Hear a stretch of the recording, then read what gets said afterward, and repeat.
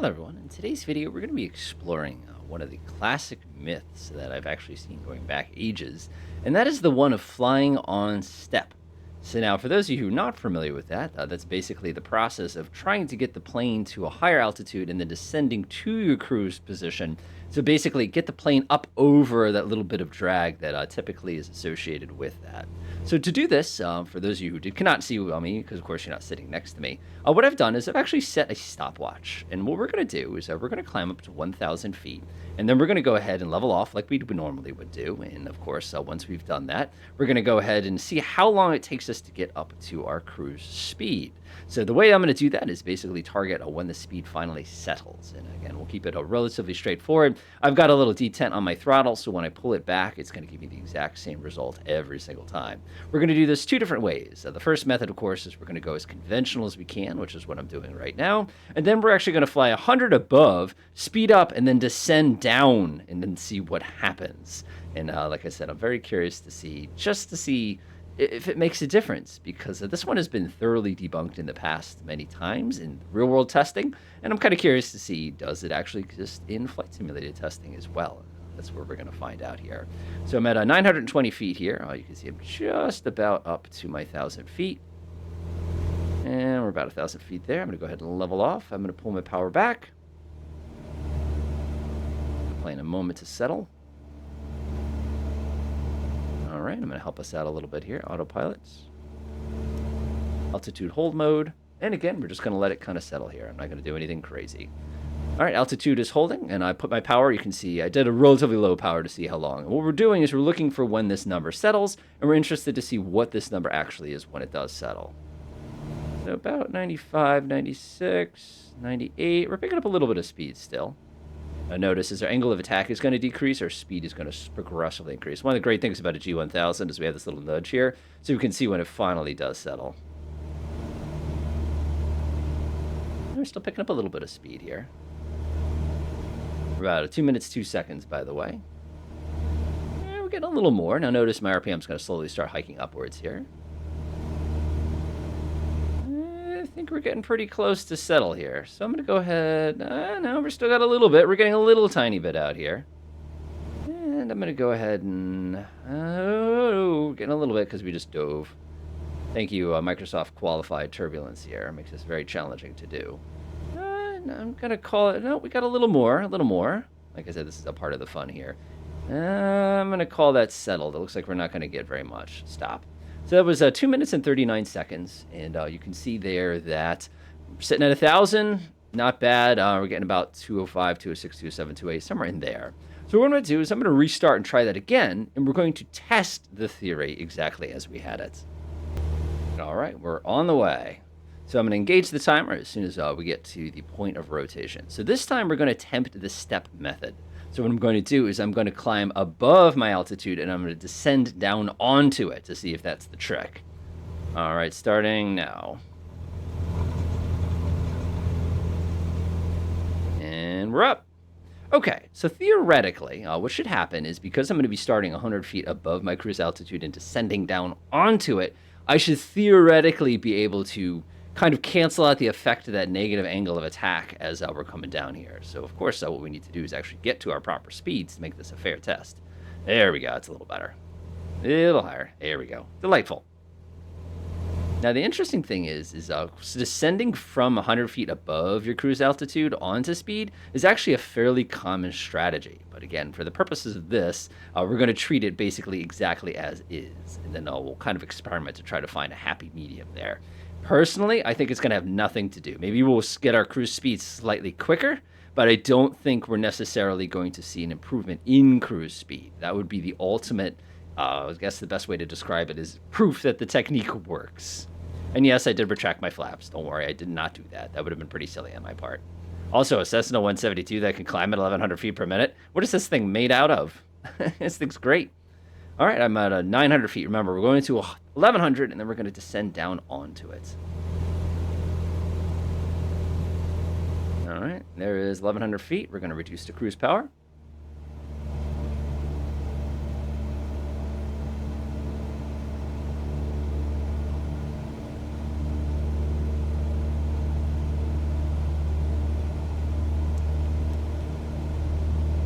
And okay, we're at a minute 37, minute 38. Let's see how we did. So we're at 1,000 feet, and we're about 103. If you remember, previously we settled right around 106, 107, 108, kind of a thing like that. My power is set exactly the same. Like I said, great thing about having a detent on your throttle is it makes it really easy to do that. And we're at a minute 57, and we're still climbing in speed here. This is gonna sound dumb, but I'd almost argue that we're actually slower. Oh, there it goes, there it goes, there it goes. Oh, here we go, here we go, here we go, here we go. Oh, going back the other way.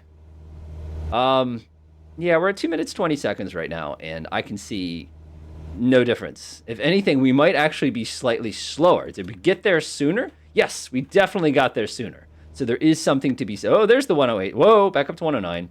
Yeah, no. So I think what we can determine here is getting up to your cruise speed was about 10 seconds faster. That's it. But it made no difference to the actual cruise speed, which immediately debunks the theory. However, there is an interesting possibility that comes out of this, which we've got to try.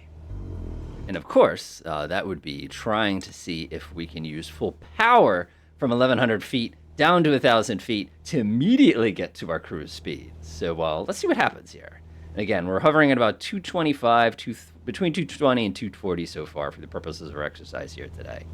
All right, rotate speed right there. Let's get going. And we are airborne again.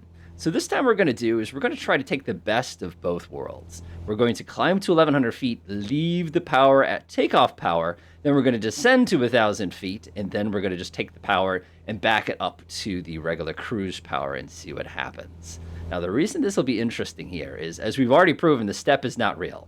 It does not make the slightest bit of difference. But this time I'm sort of curious to see if maybe we can improve how long it takes us to get established in a cruise. Now, one of the things I just want to remind everybody real fast here is we're flying under visual flight rules.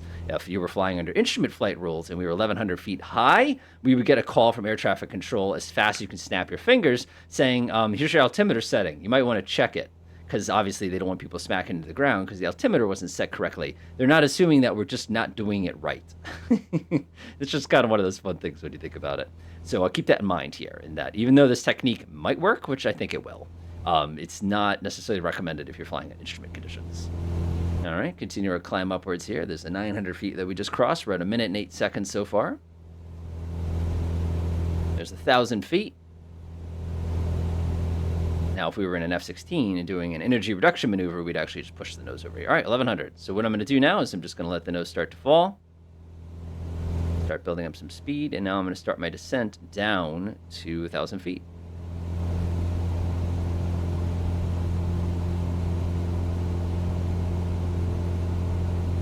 1,000 feet, pull the power out. Oh my. That was 1 minute and 45 seconds. All right, we found the strategy, everybody. That was fantastic. So that was 1 minute 45 seconds, and we saved 45 seconds there.